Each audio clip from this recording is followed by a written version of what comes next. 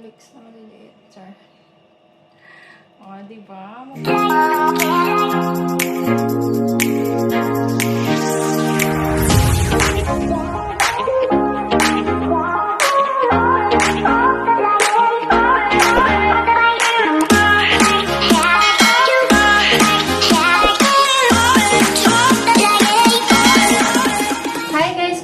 For today's video is magluluto tayo ng fish. So, ito yung ating fish. Nakalimutan ko kung anong pangalan nitong fish na to. Comment down below guys kung anong pangalan ng fish na yan. And I have here maliliit na sibuyas na dahon and ginger or luya, okay? So, our kawali is mainit na. So, we will put oil. And ilalagay natin yung ito para mawala ang langsa niyan. Iprito natin ng sabayan ng bahagya dito sa fish. Sobrang konting mantika. Dagdagan natin. So, ito yung ating fish. Tada! Ayan. Kaya ito-fried lang siya konti para mawala yung langsa.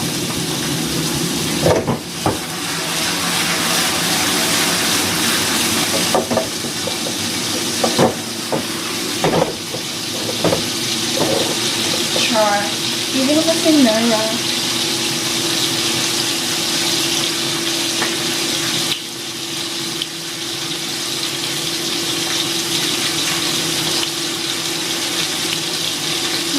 Masarap ko sana.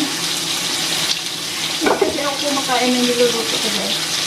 Si Ate Boss ang kumakain niya. Kaya sana masarap.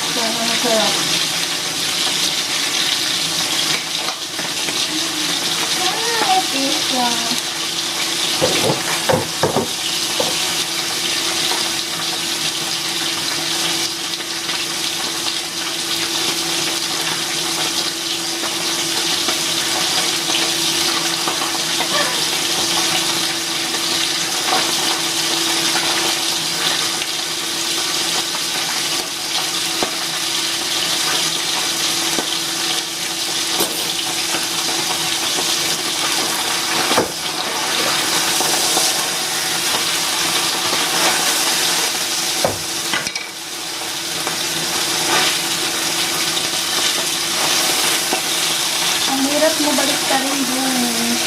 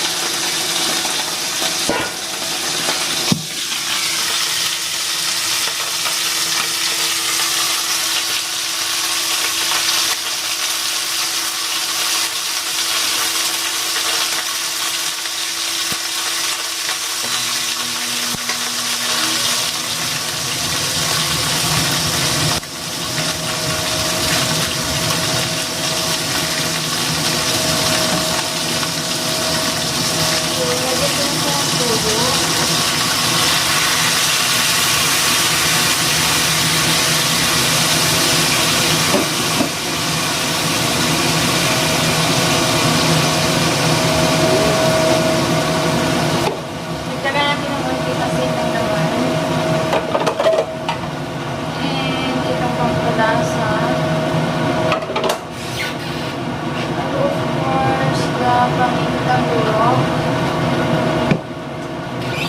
Lagyan natin ang sabaw.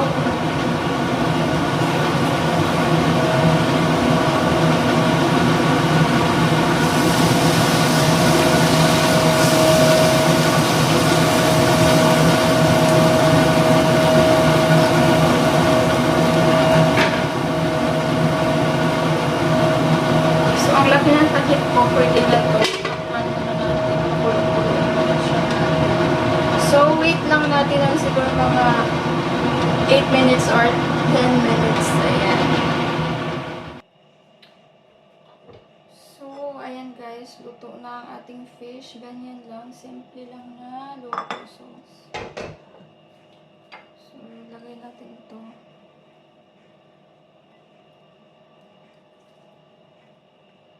tawag dito sa ano na to, guys? Parang leeks na maliliit. Char. O, diba? Mukha siyang... I'm proud of my luto, guys. So, ayan. Tada! So, mukha naman siyang masarap, diba? Ganyan lang kasimple, guys. I'm proud of myself. Nagawa ko to. Charot. It's a simple thing. Ayan.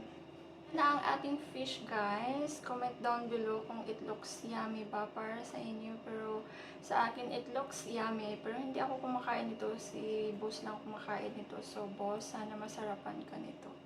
So, ayan lang, guys. Give me thumbs up on this video and comment down below. See you on my next video. Bye! I love you all. Thank you for watching.